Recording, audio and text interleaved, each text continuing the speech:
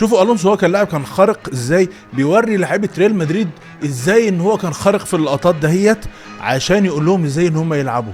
ايه ده مع ميسي؟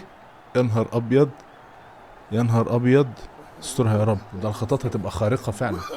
شوف اول خرق اهو. بقول لك الونسو كل ما يلعب مع برشلونه اهو، شوف بياكلوا النجيله، كل ما يجي يلعب مع برشلونه بيجي هو مش متعشي، تعرفوا ليه؟ عشان عارف ان هو هياكل النجيله. يا نهار ابيض يا ميسي. لا لا لا، ده انت عايز توتر الونسو وهو بيدرب، عايزه يتلخبط كده في التكتيكات ومش عارف يقول له بس ميسي، قول له اخبار ميسي عامل ايه.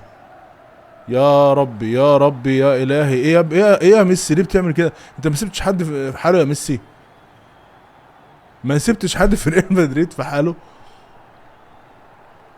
يعني ما عندوش اولاد، يعني الونسو ما عندوش ناس هيدربهم بعد كده، ما عندوش مش عارف والله. ليه كده ليه كده يا ميسي ليه؟